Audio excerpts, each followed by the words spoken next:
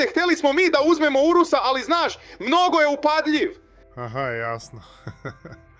Pa kao, ne bismo da ga imamo, ali baš bih voleo malo da ga provozam. Ma bre, naravno, brate. Sve može. Da li ste ikada čuli glasine od kojih se ledi krv u žilama, a koje se tiču vaših omiljenih internet zvezda? Priznat ću vam koliko i kome plaćam reket. Zamislite čovjeka koji živi san svakog tinejdžera na Balkanu. On se hvali zaradom koja prevazilazi 300.000 evra mesečno. On vozi automobile od kojih prosječnom čovjeku staje pamet. On je najglasniji, najbahatiji i naizgled. Nedodirljiv. Ali da li je u Srbiji, zemlji sa dubokim i mračnim korenima podzemlja, zaista moguće biti toliko bogat i toliko glasan, a proći ispod radara onih koji taj asfalt kontrolišu? Ja, da mi ponude, da dođe SNS, da mi ponudi Tebra ono 1 milion ili 2 miliona za kandidaturu. Ja ne bi uzeo, šta će mi? Ja ću kandidaturu da finansiram iz svog džepa. Da li mislite da je to silno obezbeđenje koje stoji iza njega tu samo zbog fanova koji žele autogram? Ili je taj zid od mišića tu jer neko mnogo opasniji kuca na vrata? Da li je Baka Prase, najuticajniji influencer na Balkanu, zaista prešao igricu? Ili je i on, kao i mnogi pre njega, morao da savije glavu pred silom? Danas otvaramo Pandorinu kutiju. Danas ne pričamo o dramama sa drugim youtuberima. Danas čeprkamo po temi o kojoj se dugo šaputalo po beogradskim kuloarima, ali niko nije smeo glasno da pita da li je Baka Prase plaćao reket Velji Nevolji. Ostanite do kraja, jer priča koju ćemo složiti od javno dostupnih informacija mogla bi da promeni način na koji gledate na internet slavu. Pre nego što odgovorimo na pitanje o Baki Prasetu, moramo razumeti s kim imamo posla. Ko je zapravo Veljko Belivuk, u narodu i na tribini poznatiji kao Velja Nevolja?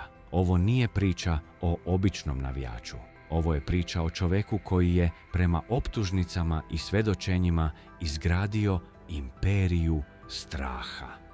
U svoje vreme važio je za najjačeg čoveka u Beogradu.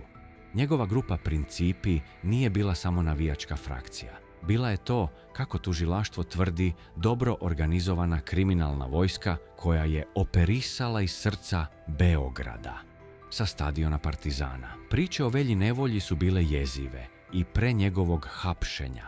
Govorilo se da on kontroliše obezbeđenje u gotovo svim većim beogradskim klubovima. To znači da niste mogli da izađete u grad, a da na neki način ne budete pod njegovim nadzorom. Ali ambicije nisu stale na vratima noćnih klubova. Prema izvorima iz istrage koji su kasnije procureli u medije, modus operandi ove grupe bio je jednostavan ali brutalan.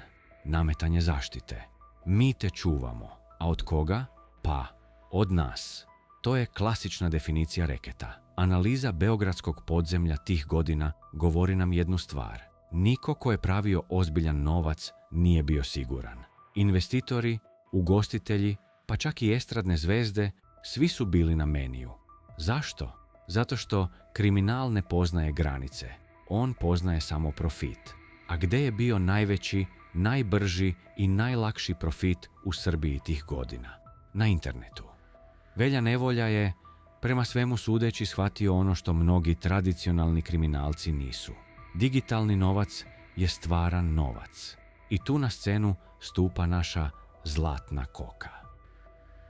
Kada je klan pao, počele su da isplivavaju informacije koje su šokirale javnost. Mediji su brujali o tome da je Velja Nevolja imao poseban pik na estradu. U policijskim beleškama i medijskim izveštajima pojavio se termin zlatna koka. To su bili ljudi koji zarađuju enormne sume novca, često u kešu, a nemaju leđa. I tu dolazimo do Bake Praseta. Dečko koji je bukvalno vrištao imam pare. Razmislite logično. Baka Prase je u tom periodu javno govorio da zarađuje desetine hiljada evra. Njegov stan u Beogradu na vodi, njegovi automobili vredni stotine hiljada evra. to nije bilo skriveno. To je bila otvorena pozivnica. U svetu kriminala to se zove targetiranje. Nakon hapšenja Belivukove grupe portali su eksplodirali. Mondo, Blitz, Kurir, svi su preneli vest da je policija došla do saznanja da je Baka Prase bio jedna od meta reketiranja.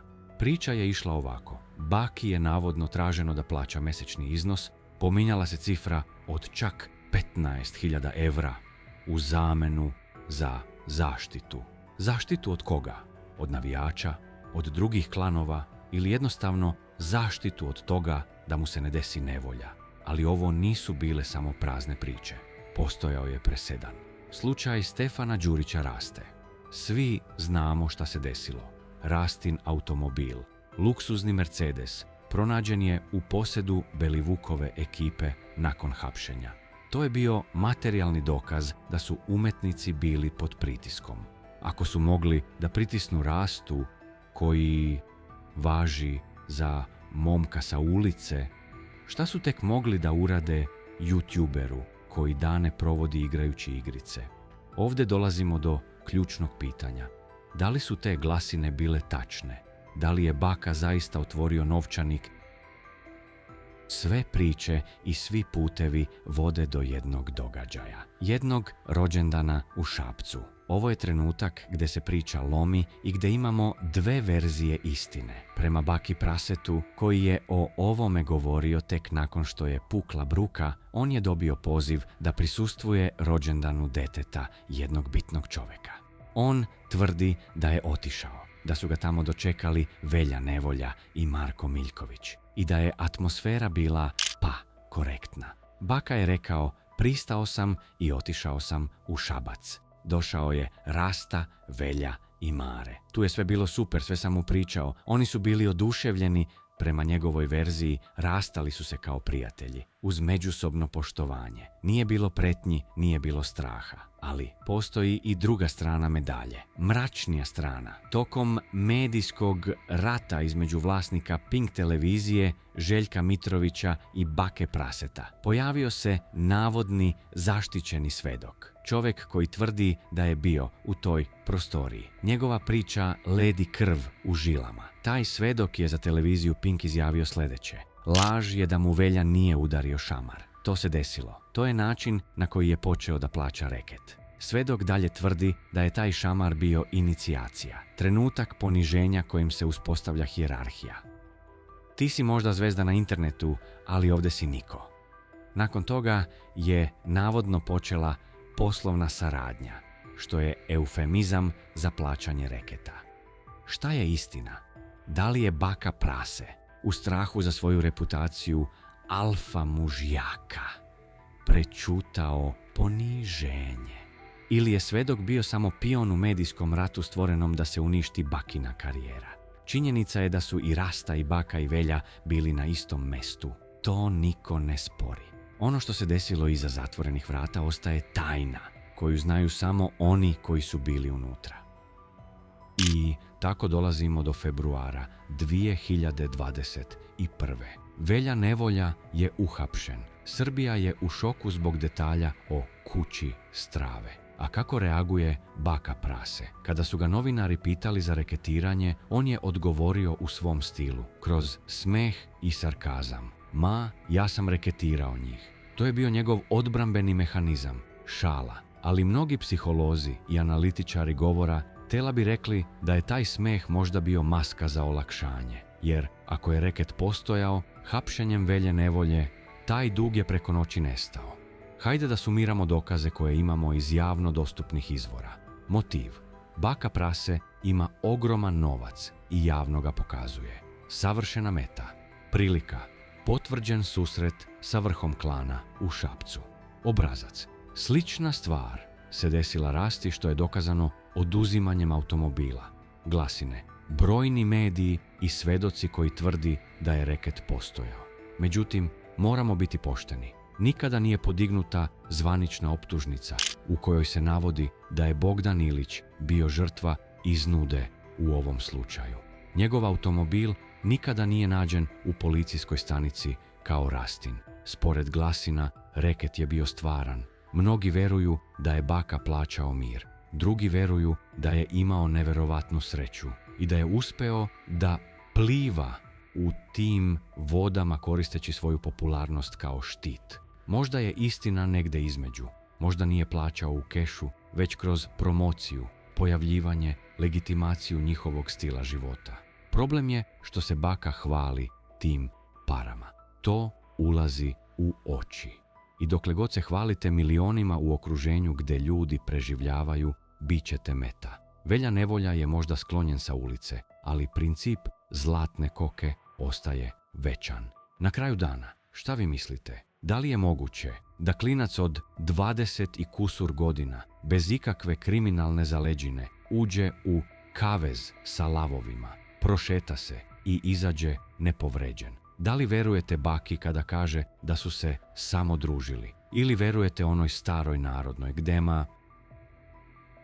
ima dima, ima i vatre? Da li je baka prase bio reketiran? Zvanično, ne postoje dokazi. Nezvanično, Beograd zna da priča, a te priče retko kad su potpuno izmišljene. Možda je ovo samo mit stvoren da se ocrni njegov uspeh.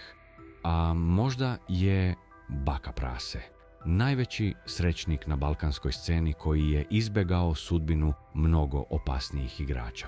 Pišite nam u komentarima šta vi mislite. Da li je pao šamar u Šapcu ili je sve ovo velika farsa? I ne zaboravite da lajkujete video i pretplatite se na kanal za još ovakvih priča. Do sljedećeg viđenja.